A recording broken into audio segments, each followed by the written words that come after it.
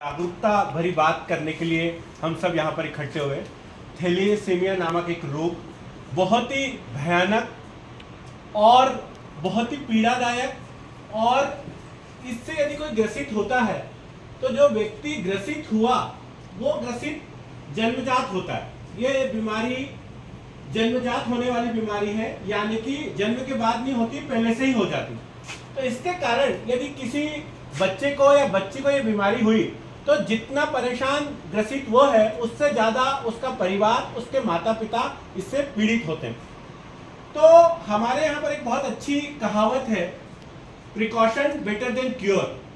इसका सामान्य सा आशय होता है कि हम किसी भी बीमारी के लिए पहले सावधानी रखें बजाय उसका निदान या उपचार करने के लिए। अगर हमने सावधानी रखी तो बीमारी होगी नहीं। जैसे कोरोना काल में आपसे बोला गया कि भैया हाथ साफ सफाई का ध्यान रखें, जिन्होंने इन चीज़ों का परिपालन किया उनके पास में ये बीमारी नहीं आई। इसलिए ये कोटेशन बहुत वैल्यूबल है कि प्रिकॉशन बेटर देन क्योर, कि आप पहले से ही सावधानी रखें। और सर ने बहुत अच्छी बात बोली कि आजकल जिस एज में आप लोगों ये मॉडर्न एरा का एज है, इसमें ये वाली बात बुरी नहीं मानी जाती कि विवाह से पूर्व अपना ब्लड टेस्ट करवाना। अधिकांश मेट्रो शहर में ये वाली बात शुरू हो गई। क्यों?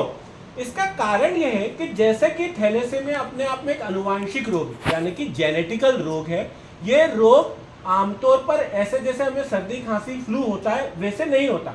ये जेनेटिकल रोग है, यानी कि जीन्स हमारे शरीर के अंतर्गत, आप जानते हो डीएनए आरएनए जेनेटिकल मटेरियल होते हैं, वैसे ही जीन्स होते हैं। इनमें म्यूटेशन यानी कि उत्परिवर्तन होने से ये बीमारी होती है। माता पिता दोनों के अंदर कुछ ऐसे जीन्स हैं जिसके कारण ये बीमारी आगामी पीढ़ी को होती है, यानी कि उनसे होने वाली संतति को होती है। हमारे शरीर में बच्चों 46 क्रोमोसोम्स पाए जाते हैं, लेकिन ये जो 46 क्रोमोसोम्स हैं वो जोड़ों में होते हैं। जिनका साइंस सब्जेक्ट होगा उन्हें पता होगा। 22 प्लस 1 जोड़ा, मतलब 22 तो सामान्य रूप से क्रोमोसोम है, और 23 नंबर का जो क्रोमोसोम का जोड़ा है वो कहलाता है सेक्स क्रोमोसोम, यानी कि होने वाली संतति पुत्र होगी या पुत्री होगी। ये 23वें नंबर का जो जोड़ा होता है उसके माध्यम से हमें ये पता पड़ता है। तो इन्हीं पर विभिन्न प्रकार के जीन्स होते हैं, और इन्हीं जीन्स पर विभिन्न प्रकार के अनुवांशिक बीमारियों के लक्षण होते हैं। तो वही जीन्स हमारे लिए इस प्रकार की बीमारी के लिए जवाबदार होते हैं। जैसा कि सर ने बताया कि आपको सावधानी रखनी है। अब ये सावधानी कैसे रखी जा सकती है? पहले आपने विवाह से पूर्व करवा लिया एक बार टेस्ट, तो उससे अगर कोई असामान्य लक्षण है, मान लीजिए पत्नी में आपको दिख रहा है और पुरुष में नहीं दिख रहा, तो भी चल जाएगा। लेकिन दोनों में दिख रहे हैं तो होने वाली संतति में लगभग समझ लो ये जेनेटिकल रोग होना तय है। तो पहले तो सावधानी ये रख ली कि विवाह से पूर्व आपने टेस्ट करा लिया। बाद में मान लीजिए किसी कारण से आप नहीं करा पाए, तो अब क्या करा जा सकता है? तो तब भी किया जा सकता है कि जब कोई प्रेगनेंसी कंसीव की किसी महिला ने, जब वो प्रेगनेंसी आई उसको शादी के उपरांत के अंदर, तो इसको बोलते हैं कि भैया आप तब उसके अंदर टेस्ट करा सकते हैं। तब टेस्ट कराएंगे तो अभी संतति, अभी केवल प्रेगनेंसी हुई है, संतति उत्पन्न नहीं हुई है। क्योंकि हमारी अभी भी ऐसी कुछ टेक्निक्स है कि यदि हम प्रसव से पूर्व प्रशिक्षण करा ले, हमारा देख ले कि भैया अगर किसी को कोई इस प्रकार की बीमारी के लक्षण तो नहीं है, तो हम गर्भ के अंतर्गत होने वाले शिशु में ही इसका निदान कर सकते हैं।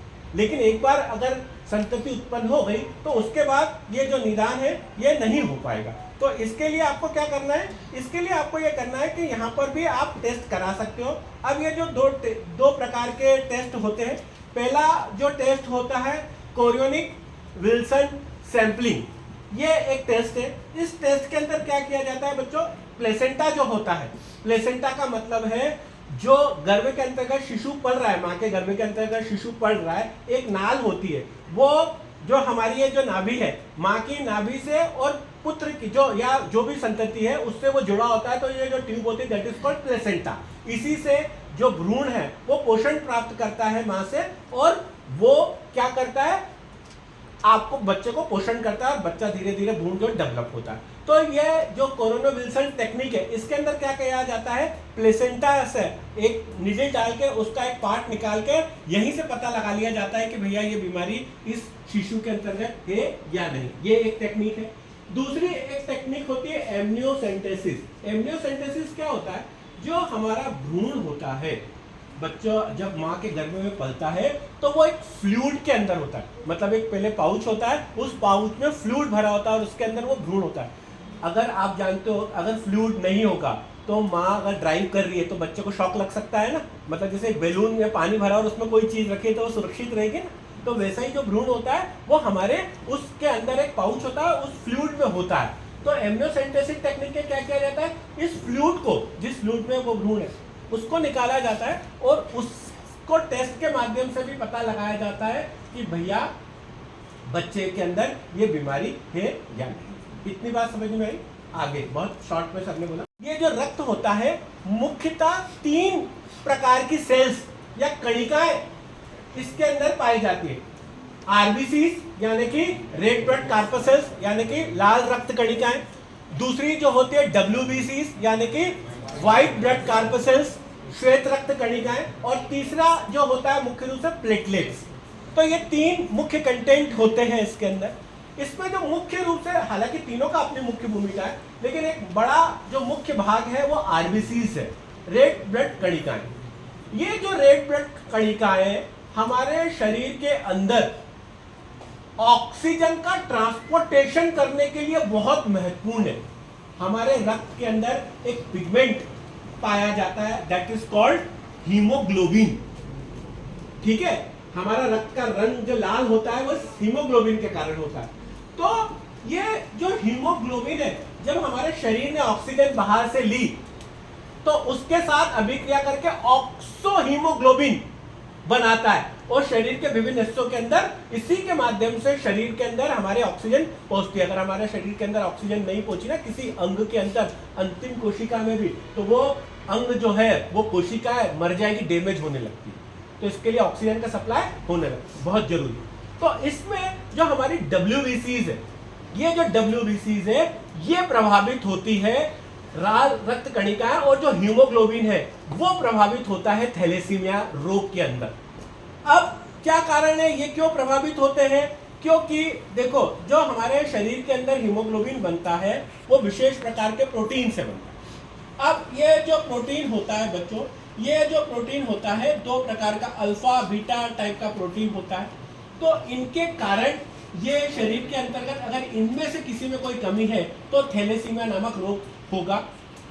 और हमारा जो भूमध्य सागरी देश है या भूमध्य रेखीय जो देश है, मतलब जो भूमध्य रेखा के ऊपर स्थित देश है, भूमध्य रेखा मतलब पृथ्वी को बराबर 2 भागों में बांटने वाली एक हमने काल्पनिक रेखा मानी है, उसके ऊपर कर्क रेखा और उसके नीचे कौन सी रेखा होती है, मकर रेखा। Very good. तो इस भूमध्य रेखा पर जब वर्ल्ड का नक्शा देखोगे तो उस भूमध्य रेखा पर जो देश अवस्थित है, भारत भी उन्हीं में से आता है।